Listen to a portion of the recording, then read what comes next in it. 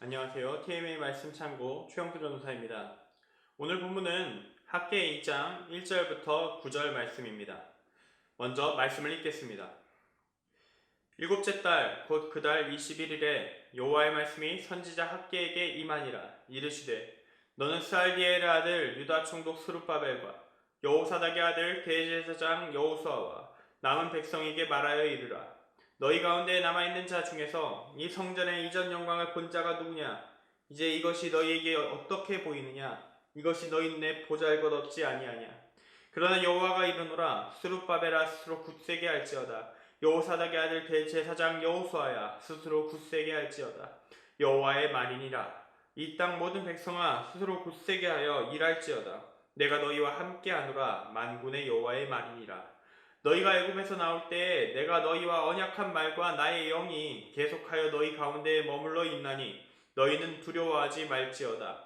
만군의 여호와가 이같이 말하노라. 조금 있으면 내가 하늘과 땅과 바다와 육지를 진동시킬 것이요 또한 모든 나라를 진동시킬 것이며 모든 나라의 보배가 이르리니 내가 이 성전에 영광이 충만하게 하리라.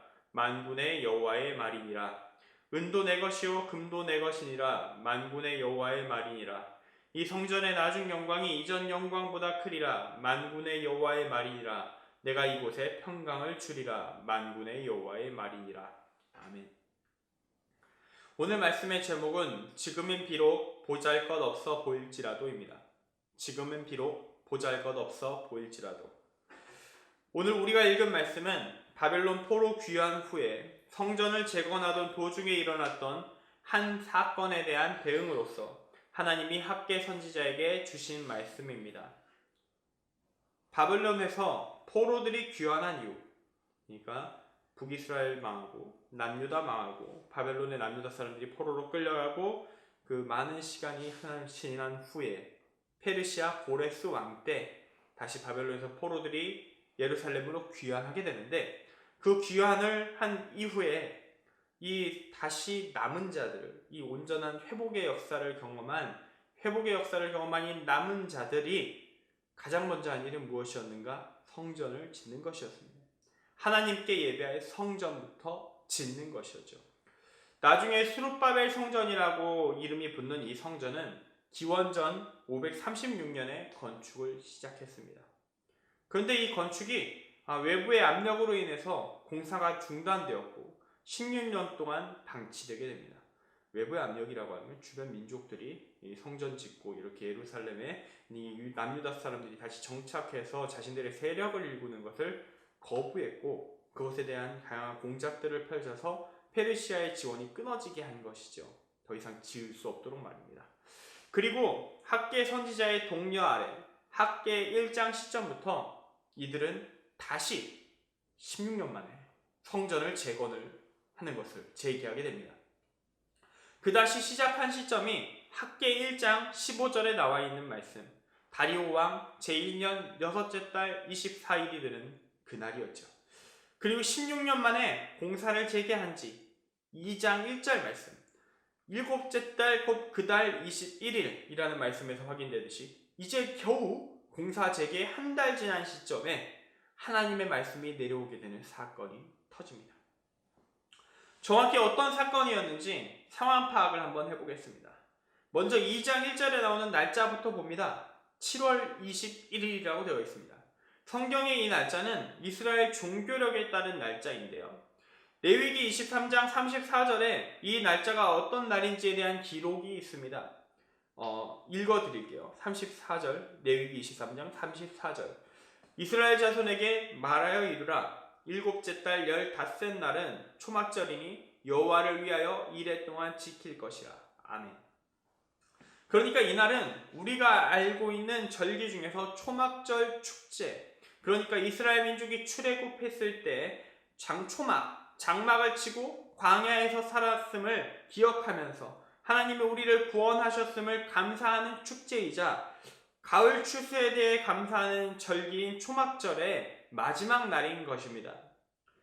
물론 학개서 자체는 이런 세부적인 내용들에 대해서 구체적 설명 안 합니다.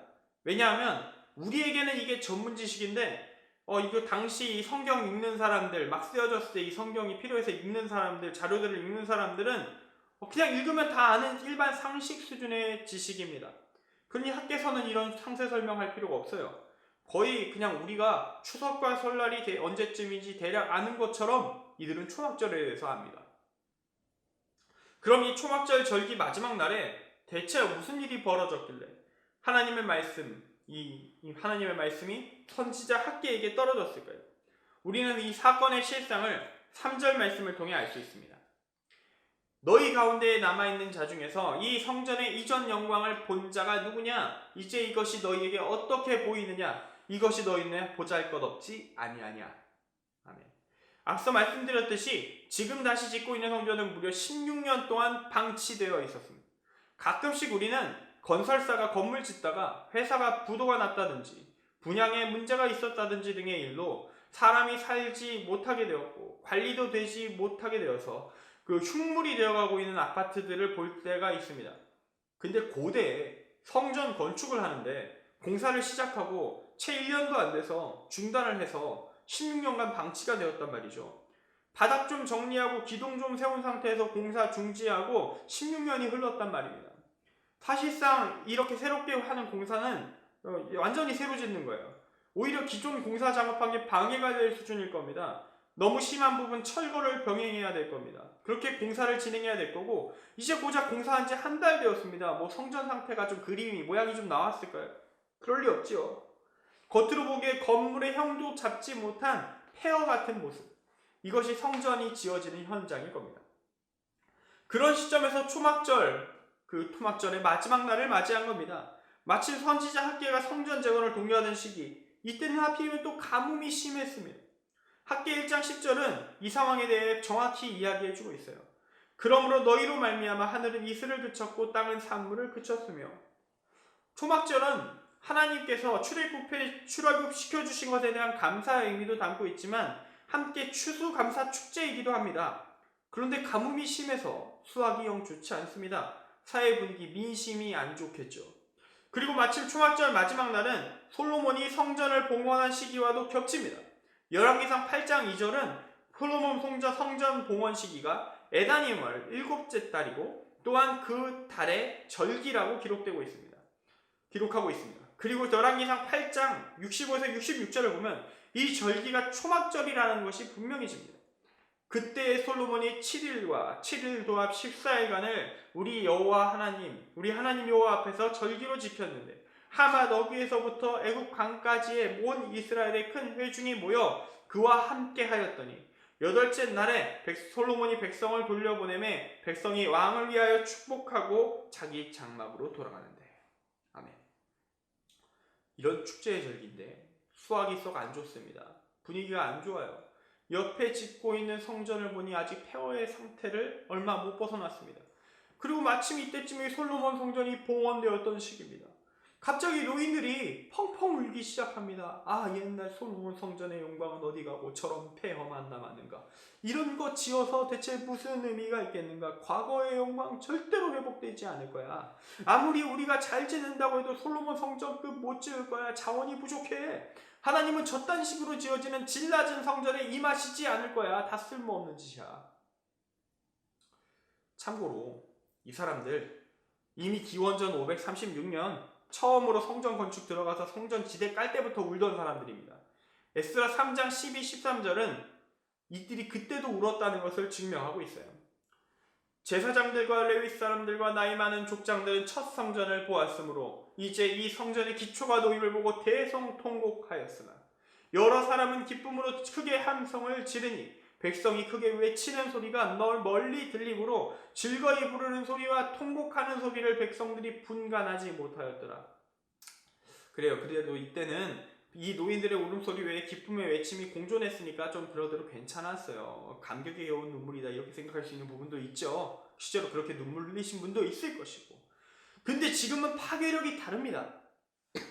추수축제 날인데 흉년입니다. 16년 동안 성전 지을까 말까 했던 사람들 지금 힘들어 죽겠는데 안 짓자. 지원도 끊겼고 힘도 끊겼고 주변에 압박도 심한데 짓지 말자. 이런 상태인 사람들 동료해가지고 간신히 성전 공사 시작해서 이제 한 달 좀 되어가는데 가문의 리더들, 최고 수장급이라 할 수 있는 이 어른들이 망했어, 해도 안 될 거야 하면서 펑펑 울어대고 있으면 일이 되겠습니까?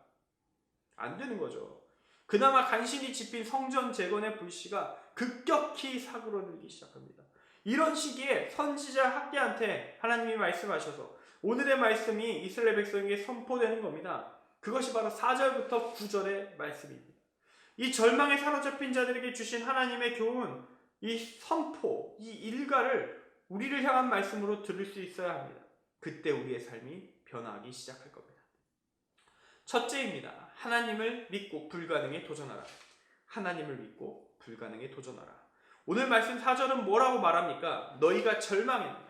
너희의 생각이 안 될 것 같으냐? 희망이 없을 것 같으냐? 답이 없어 보이냐? 그러나 여호와께서 말씀하신다. 스스로 굳세게 할지어다. 스스로 굳세게 할지어다. 스스로 굳세게 하여 일할지어다.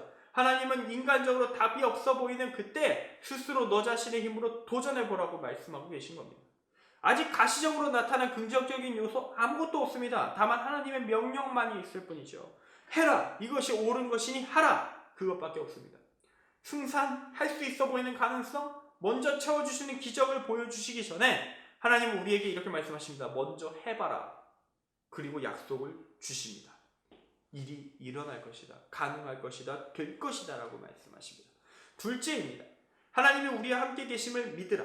하나님이 우리와 함께 계심을 믿으라. 4절부터 5절 말씀의 이야기입니다.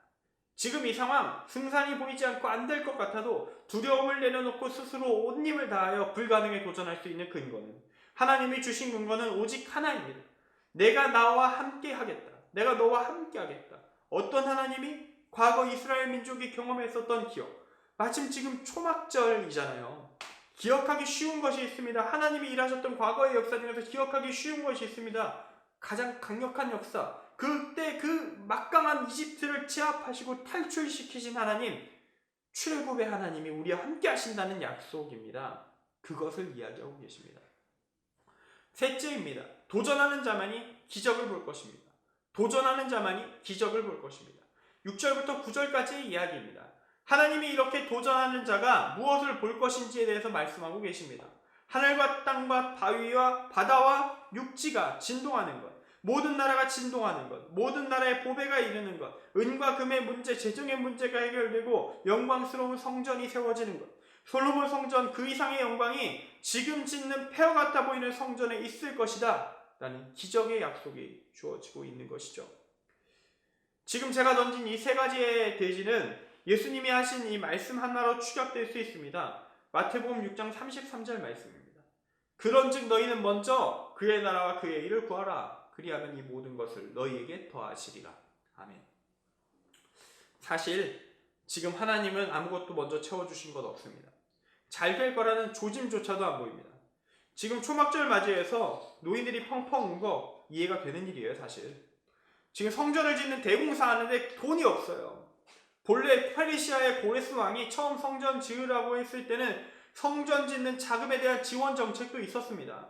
에스라 1장 4절 보면 나와요. 그게 그 남아있는 백성이 어느 곳에 머물러 살든지 그곳 사람들이 마땅히 은과 금과 그 밖의 물건과 짐승으로 도와주고 그 외에도 예루살렘에 세울 하나님의 성전을 위하여 예물을 기쁘게 드릴지니라 하였더라.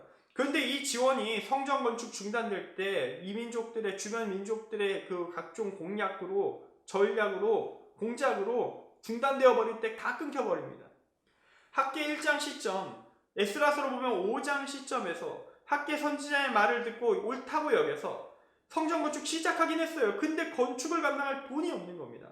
마침 흉년 중이라서 어떻게 뭐 자금을 융통할 만한 재정적 여력이 없어요. 그런데 성전은 지어야 되겠다라고 생각하고 있죠.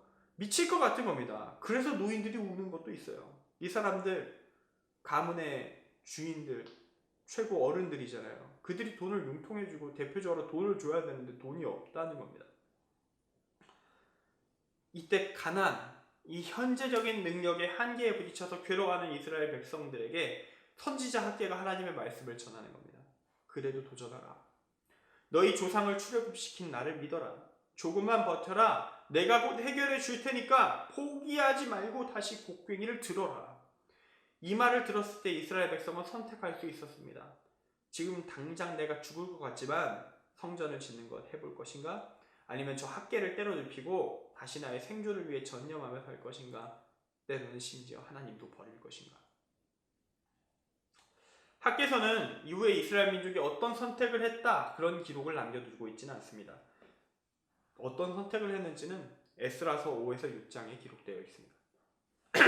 다행히도 이스라엘 민족은 페르시아의 지원이 아직 없지만 힘겹지만 성전 계속 지어가기로 결단합니다. 그리고 그 결단이 이루어지자 하나님의 역사가 일어나기 시작합니다. 이스라엘 민족이 성전을 짓는 과정 속에서 이스라엘 민족의 자초지종이 페르시아의 궁정에 보고가 됩니다. 그리고 다리오 왕에 의해서 고레스 왕의 결정이 다시 재조명됩니다. 다리오 왕의 결정에 따라 성전을 짓는 모든 과정에 다시 페르시아의 지원이 들어가기 시작합니다. 정말로 학계 선지자를 통해서 선포된 하나님의 기적이 일어난 겁니다. 제국이 성전을 짓는 이스라엘 민족을 위해 움직이기 시작합니다. 페르시아 제국의 전격적인 지원 아래 제국 내 각지의 물품과 금과 은이 성전을 위해 이동합니다. 그렇게 수룹바벨 성전이 지어져 갑니다. 다시 재건을 시작한 지 4년 만에 성전은 완공되었습니다. 에스라 6장 15절은 이 완공시를 정확히 언급합니다. 4년 만입니다. 다리오 왕 제6년 아달월 3일에 성전 일을 끝냅니다. 다리오 왕 제2년에 공사를 재개했죠. 그리고 다리오 왕 제6년까지 4년 만에 성전이 완공되었습니다. 그리고 마지막으로 이 학계 2장 9절 말씀은 이 성전의 나중 영광이 이전 영광보다 크리라 만군의 여호와의 말이니라 내가 이곳에 평강을 주리라 만군의 여호와의 말이니라 이렇게 말합니다. 근데 스룹바벨 성전의 영광이 정말 솔로몬 성전의 영광보다 크다고 말할 수 있었을까요? 안타깝게도 실제 규모는 스룹바벨 성전은 솔로몬 때보다는 작을 수밖에 없었고 실제로도 작았습니다. 근데 대체 뭐가 크다는 걸까요? 그건 바로 지어지는 과정에서 드러나는 겁니다. 솔로몬 성전은 이스라엘 민족만의 성전이었습니다. 그러나 스룹바벨 성전은 지어지는 과정에서 페르시아 제국의 모든 지역의 산물과 재물들이 들어갑니다. 아직까지 이 성전은 이방인들에게 개방되지는 않았습니다. 하지만 근본적으로 예루살렘 성전은 이방인의 헌신이 결합되어 이방인의 지원, 이방인의 제국의 지원이 결합되어서 지어진 성전으로서 전보다 나은 개방성을 가집니다. 이스라엘 민족만을 위한 성전이기 이전에 모든 민족의 평화를 위한 성전으로서의 지향성이 이 스룹바벨 성전에는 담깁니다. 이것은 이스라엘 민족들이 스룹바벨 성전 자체에서는 그들은 인식하지 못했을 수 있는 영광이었을 수 있습니다. 그리고 이 나중에 더 큰 영광이 담고 있는 방향성의 종착지는 건물로서의 성전이 무너지고 새롭게 세워지는 성전, 모든 민족, 모든 인류를 향해 구원의 길을 보이신 예수 그리스도인 것입니다. 이스라엘 민족만의 하나님이 아닌 온 인류의 주이신 하나님이 점차 드러나고 있는 시작점으로서 스룹바벨 성전은 예수 그리스도까지 나아가는 가교가 되어서 규모는 솔로몬 성전보다 건물의 크기는 좀 더 작을지라도 더 큰 영광을 가진 성전이 되는 것이죠.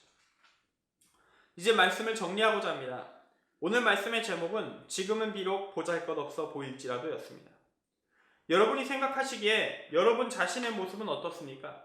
여러분의 삶의 현실을 객관적으로 돌아볼 때 놀라운 하나님의 사람, 하나님의 역사를 이룰 영웅의 모습, 위대한 신앙의 위인들과 같은 모습이 내게 이루어질 것이라는 확신이 있습니까?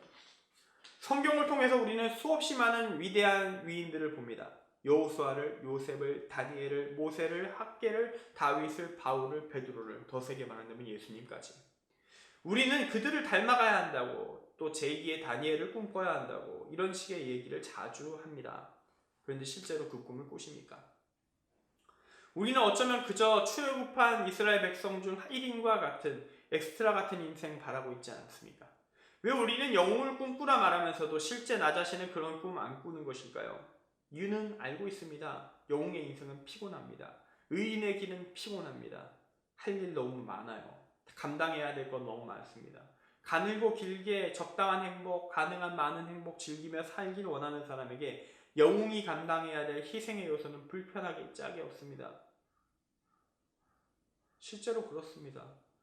영웅의 길, 예를 들어서 종교개혁을 한다고 한다면 종교개혁의 성공자가 있죠. 마르틴 루터, 칼빈, 츠빙글리, 나름대로 열매를 맺었던 사람들이 있습니다. 근데 그 이전의 선지자들은, 그 이전의 종교개혁자들은 죽었거든요.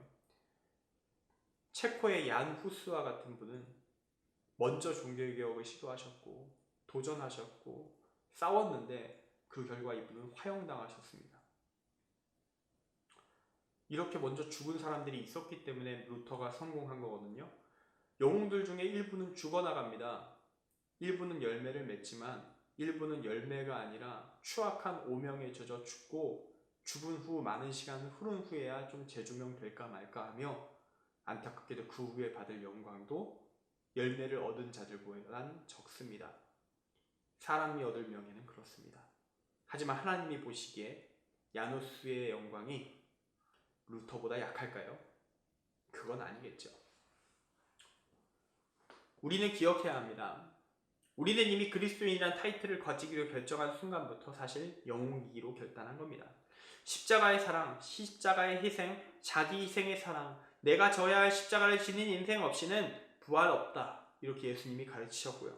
예수님이 보여주셨고요. 그 길을 따라가는 존재가 바로 그리스도인이라고 가르쳐 주셨습니다.